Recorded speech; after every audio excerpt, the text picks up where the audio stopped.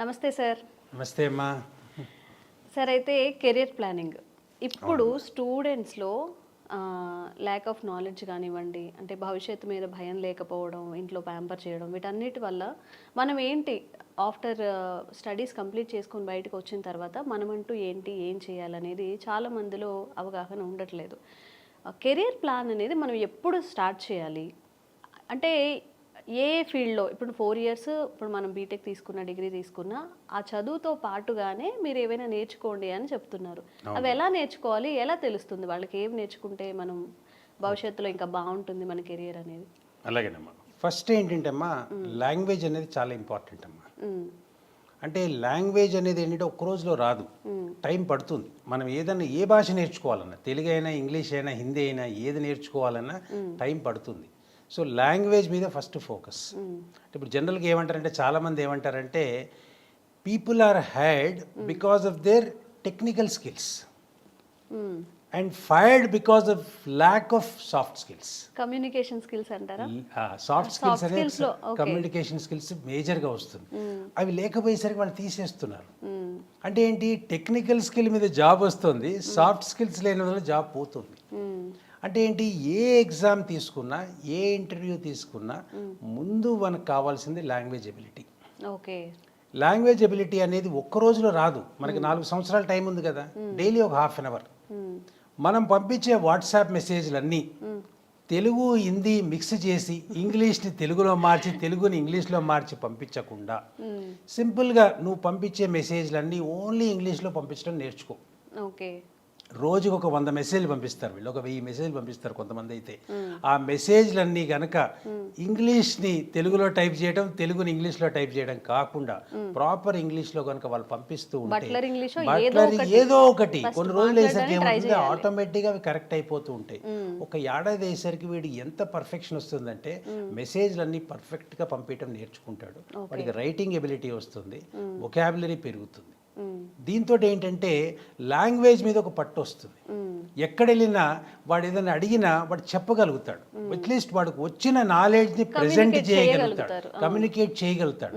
Knowledge లోపలుండి బయటకు చెప్పలేకపోవడానికి major కారణం language.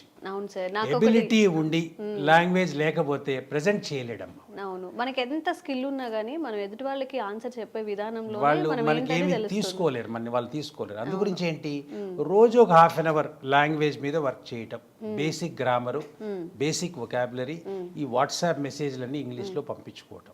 అంటే రోజుకి ఒక ½ అవర్ అనేది చాలా ఎక్కువ టైం అమ్మా. అంటే మనం ఒక 4 సంవత్సరాల పీరియడ్లో కనుక తీసుకుంటే ఇంగ్లీష్లో ఒక పర్ఫెక్షనిస్ట్ అయిపోతాడు అతను. అంటే ఇంత టైం కనుక స్పెండ్ చేస్తే ఏమక్కర్లేదు, వాడు రోజు పంపించే మెసేజ్లు ఇంగ్లీష్లో, ప్రాపర్ ఇంగ్లీష్లో, తప్పులైనా పర్లేదు, స్టార్టింగ్లో అన్ని తప్పులే ఉంటాయి, అన్నీ కరెక్ట్ అయిపోతాయి. కొన్ని రోజులు అయ్యేసరికి ఏంటంటే వాడికే తెలుస్తారు, నేను చాలా బాగా పంపించగలుగుతున్నాను మెసేజ్, నేను ఇంగ్లీష్లో రాయగలుగుతాను, నన్ను ఎవరన్నా అడిగితే చెప్పగలుగుతానని నమ్మకం వాడికి వచ్చేస్తుంది. ఒక 6 months కాగానే, ఒక 1 year అయ్యేసరికి ఇంకాస్త పర్ఫెక్షన్ వస్తుంది, వాడు ఎక్స్పర్ట్ లెవెల్కి వెళ్ళిపోతాడు.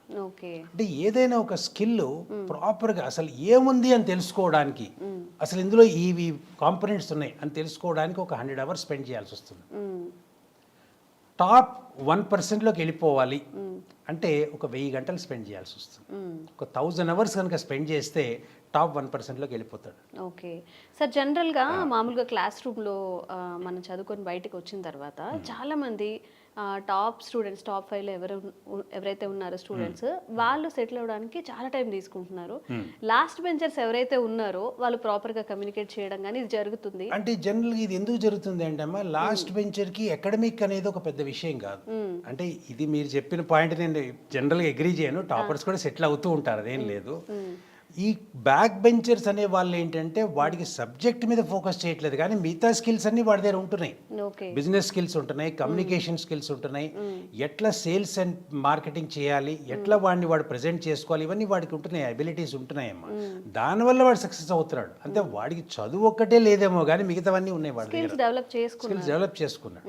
అంటే ఇప్పుడు ఈ పిల్లలు ఏంటంటే లాంగ్వేజ్ మీద ఫోకస్ చేయడం అనేది డైలీ ఒక ½ అవర్ ఎక్కువ అక్కర్లేదు, ఇంకొక ½ అవర్ మెంటల్ ఎబిలిటీ, మ్యాథమెటిక్స్ మీద వర్క్ చేయాలి. Quantitative aptitude అంటారమ్మా.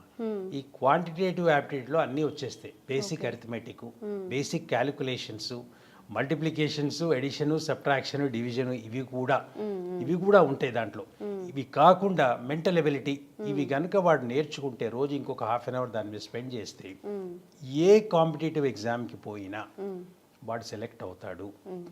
ఇంక్లూడింగ్ వాళ్ళ క్యాంపస్ ప్లేస్మెంట్లో జరిగిన ఇంటర్వ్యూ కూడా వాడు ఫేస్ చేయగలుగుతాడు, ఆ ఎగ్జామ్ కూడా వాడు పాస్ కాగలుగుతాడు. దీనికోసం వాడు స్పెండ్ చేయాల్సింది హాఫ్ అన్ అవర్ లాంగ్వేజ్ మీద, half an hour mental ability and basic mathematics మీద వాడు వర్క్ చేయాలి. అంటే 1 అవరే డైలీ 1 అవర్ కనుక వాడు స్పెండ్ చేసుకుంటే ఇంకా అసలు వాడి లైఫ్లో ఎక్కడా డోకా లేదు. ఏ ఎగ్జామ్ పైన వాడు క్లియర్ చేస్తాడో ఎక్కడ పోయినా వాడు పాస్ అవుతాడు. ఇది మినిమం రిక్వైర్మెంట్. తర్వాత వాడు ఏ ఫీల్డ్లో పోదాం అనుకుంటే, ఎవరైనా ఒకళ్ళు మ్యూజిక్లో వెళ్దాం అనుకుంటున్నాడు, ఎవరైనా ఒకళ్ళు ఏమో ఇంకేదైనా స్కిల్, నేను ఏదో స్టాక్ మార్కెట్లో వెళ్దాం అనుకుంటున్నాను, లేకపోతే ఏంటంటే బిజినెస్లో ఈ పర్టికులర్ బిజినెస్లో వెళ్దాం అనుకుంటున్నాను, లేదంటే ఇంకేదో ఫీల్డ్ నేను యాక్టింగ్లోకి వెళ్దాం అనుకుంటున్నాను, లేదు కాంపిటీషన్ ఎగ్జామ్ రాసి నేను ఎగ్జామ్ పాస్ అయ్యి దాంట్లో వెళ్దాం అనుకుంటున్నాను, ఏ ఫీల్డ్ అయితే వెళ్దాం అనుకుంటున్నాను, లేదు సాఫ్ట్వేర్లో బాగా డెవలప్ అయ్యి నేను సాఫ్ట్వేర్లో కంప్లీట్గా నేను ముందుకెళ్దాం అనుకుంటున్నాను, అప్పుడు దాని మీద ఇంకొక 1 అవర్ స్పెండ్ చేయాలమ్మా ఆ పర్టికులర్ ప్రొఫెషన్ మీద. సపోజ్ సాఫ్ట్వేర్ మీద నేను వెళ్దాం అనుకుంటున్నాను, దానికి కావాల్సిన లాంగ్వేజు, దానికి కావాల్సిన పర్ఫెక్షనిజము మొత్తం వాడు ఆ 1 అవర్ డైలీ కనుక స్పెండ్ చేసుకుంటూ పోతుంటే ఒక 1 ఇయర్ అయ్యేసరికి వాడికి దాంట్లో ఉన్న అన్ని నాలెడ్జ్ వస్తాయి. కొన్ని వెబ్సైట్స్ ఉన్నాయమ్మా, ఇంటర్వ్యూస్లో ఎలాంటి క్వశ్చన్లు అడిగితే ఆ క్వశ్చన్లు అన్నీ దాంట్లో అవైలబుల్ ఉంటాయి. అవన్నీ తీసుకోవటం, అవన్నీ వాడు ప్రోగ్రామింగ్ రాసుకోవటం, ఒక 1 ఇయర్ అయ్యేసరికి వాడికి ఆ లాంగ్వేజ్ అనేది పట్టు వచ్చేస్తుంది. కంప్యూటర్ లాంగ్వేజ్ వస్తుంది, కోడింగ్ వస్తుంది, జనరల్ ఎబిలిటీ పెరుగుతుంది, వాడి మీద వాడికి నమ్మకం ఒకటి వస్తుంది. అంటే వాడు ఏం ఎక్కువ టైం స్పెండ్ చేయట్లేదు, వాడు 24 గంటల్లో 2 గంటలు మాత్రమే స్పెండ్ చేస్తున్నాడు. ఒకటేమో కెరియర్ ఏదైతే వాడు చూస్ చేసుకున్నాడో దాని మీద స్పెండ్ చేస్తున్నాడు. ఇంకొకటి ఏంటంటే నెక్స్ట్ వాడు చేయాల్సింది ఏంటంటే లాంగ్వేజు, బేసిక్ మ్యాథమెటికల్ ఎబిలిటీ మీద వర్క్ చేస్తున్నాడు.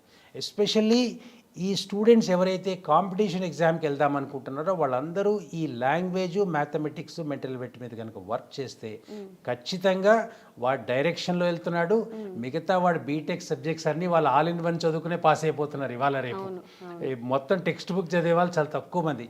ఈ 2 అవర్స్ కనుక రెయిన్ ఆర్ స్టార్మ్ ఎట్టి పరిస్థితుల్లో ఎటువంటి సిచ్యువేషన్లో అయినా నేను ఈ 2 అవర్స్ మీద స్పెండ్ చేస్తాను అని వాడు ముందుకు వెళ్తే మటుకు డెఫినెట్గా వాడి కెరియర్ సక్సెస్ఫుల్, వాడికి ఆనందంగా లైఫ్ వెళ్ళిపోతుందమ్మా. Okay, this is the requirement. నిజంగా సార్ చాలామంది స్టడీస్ కంప్లీట్ అయిన తర్వాత త్వరగా సెట్ అవ్వట్లేదు అని ఫీల్ అవుతూ ఉంటారు. మీరు చెప్పినట్టు నిజంగా చదువుకుంటున్నప్పుడే స్కిల్స్ డెవలప్ చేసుకోవడం కానివ్వండి, కమ్యూనికేషన్ స్కిల్స్ పెంచుకుంటే వాళ్ళకి కూడా కెరియర్లో చాలా హెల్ప్ అవుతుంది. డెఫినెట్గానమ్మా, డెఫినెట్గా. Thank you sir. నమస్తే అమ్మా.